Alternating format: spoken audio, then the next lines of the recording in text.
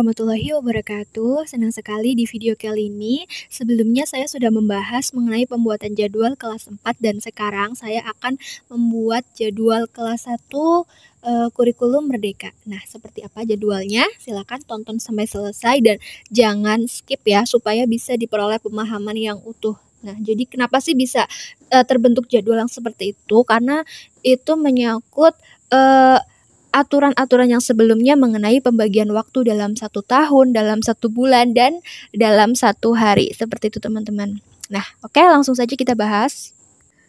Hal awal yang harus kita ketahui yaitu mengenai berapa sih alokasi waktu pembelajaran dalam 1 jam pelajaran, yaitu sama ya, ada 35 jam pelajaran karena kita ada di jenjang SD, sedangkan untuk jenjang SMP sekitar 40 jam pembelajaran. Nah, kali ini saya akan fokus membahas yang SD ya teman-teman.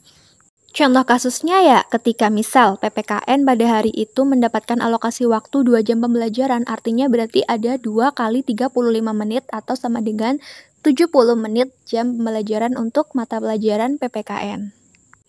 Setelah mengetahui durasi tiap jam pembelajarannya, baru kita ketahui bobot jam belajar tiap mapel. Nah, jadi satu-satu ya, ada BI 6 jam, berarti nanti dalam 1 minggu BI itu diajarkan 6 kali pertemuan. Nah, untuk matematika, PKN, dan bahasa Inggris sendiri, teman-teman bisa menyimak sendiri ya.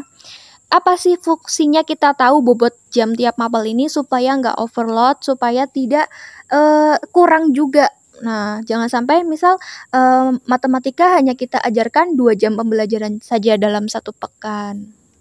Nah, untuk mulok sendiri silakan sesuaikan dengan kultur sekolah masing-masing ya. Kalau di sini ada bahasa Jawa dan mungkin kalau yang menerapkan mulok BTQ bisa juga, atau mungkin bahasa daerah yang lain, nah bisa dimasukkan ke muatan lokal seperti itu.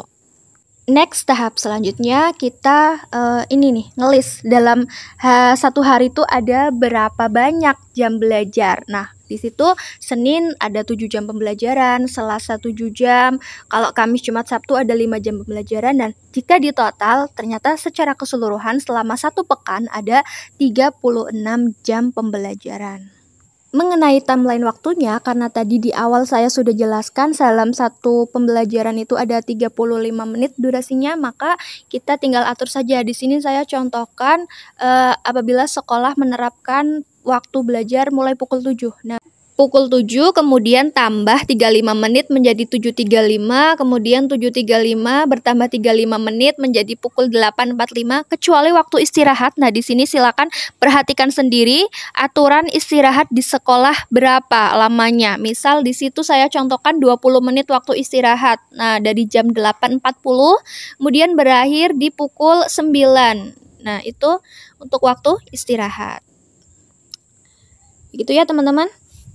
Nah, setelah dasar penyusunan jadwal clear kita pahami, baru sekarang kita bisa menyusun jadwal pembelajaran dalam 1 hari. Di situ saya contohkan hari Senin, mulai pukul 7 sampai 7.35 ada kegiatan upacara, kemudian PPKN di situ bobotnya 2 jam pembelajaran, nah, kemudian seni, P5 dan selanjutnya.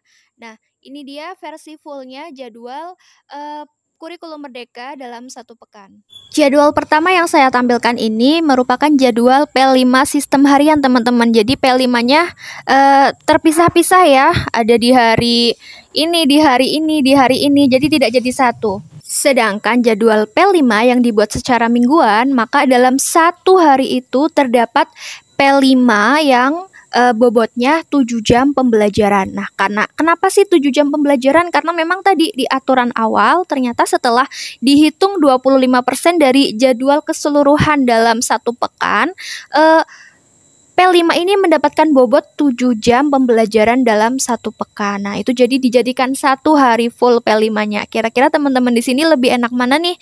Lebih enak P5-nya terpisah-pisah atau paketan gabung gitu?